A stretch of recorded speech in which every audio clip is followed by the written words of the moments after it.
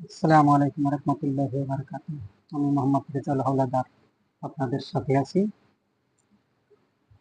প্রথমেই একটি স্লোগান দিতে চাই, সেটি হলো একই তো প্রশ্ন ফাঁস, তার উপরে আবার কথার বাস। এটার অর্থ হলো আপনারা অথবা চিনতে পারেন, প্রিয়নাথ একজন ব্যক্তি আছে, তিনি 450 জনকে প্রশ্নপত্র দিয়েছেন। জনপ্রতি তাদের কাছ থেকে 20 লক্ষ টাকা নিয়েছেন, 20 লক্ষ টাকা করে নিয়েছেন। দেখেন, আপনারা তাদের আজ পর্যন্ত কি কোনো সাংবাদিক, হলুদ সাংবাদিক, তারপর হচ্ছে নীলে সাংবাদিক, কালো সাংবাদিক, কেউ কিন্তু তার নাম সামনে আসে না। কারণ কি? তিনি একজন হিন্দু লোক, ঠিক আছে?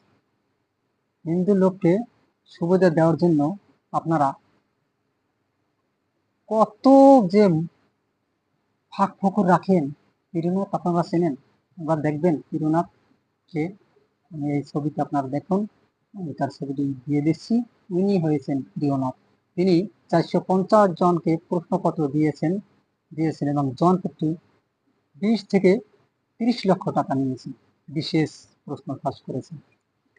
তাদের নাম আজ পর্যন্ত সরকারও কিন্তু নেয় নাই, সরকার কোনো পদক্ষেপ নেয় নাই। আমি বলতে চাই, এই প্রিয়নাথকে ধরে তাকে বিচারের কাঠগড়ায় এনে তাকে মৃত্যুদণ্ড দেওয়া হোক। কারণ এই প্রিয়নাথের কারণে মেধাবী ছাত্ররা বঞ্চিত হয়েছে। যদি 450 জনকে প্রশ্নপত্র দিয়ে থাকে, তারা শুধু পড়েই পাস করে গেছে।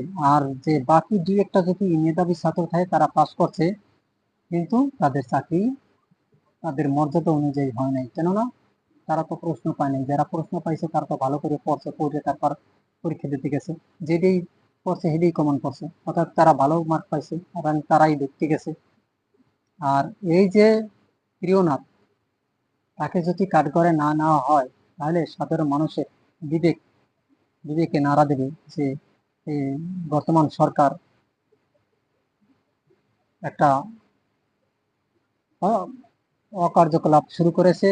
তারা গাদ্দারদের কিছু বলতে চায় না, হিন্দুদের সম্পূর্ণ সুযোগ সুবিধা দেয়, মুসলমানের জন্য তিনি কোনো ভ্রুক্ষেপই নেয় না।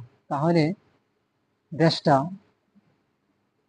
অরাজকতায় ভরে যাবে। যদি তার বিচার করা না হয়, প্রিয়নাথের বিচার না করে, তাহলে দেশে অরাজকতা এরকম আরো হাজারো প্রিয়নাথ সুযোগ পাইবে এবং পাইব, চান্স পাইব যে আমরা সরকার তো কিছু করতেই পারে না, সরকার তো ভালো ভালাইতে পারে না, তাহলে আমার প্রশ্ন ফাঁস করতে সমস্যা কি?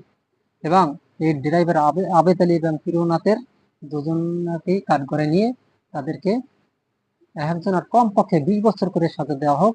তাহলে জনগণ সঠিক বিচার পাবে। এমত অবস্থায় আমার মনের যে বাসনা এবং যে সঠিক কথাগুলো আমি বলছি, কারো মনে কষ্ট লেগে থাকলে আমাকে ক্ষমা করে দেবেন। যেটা সত্য কথা, আমি সত্য কথা বলেছি। আসসালামু আলাইকুম ওয়া রাহমাতুল্লাহি ওয়া বারাকাতুহু।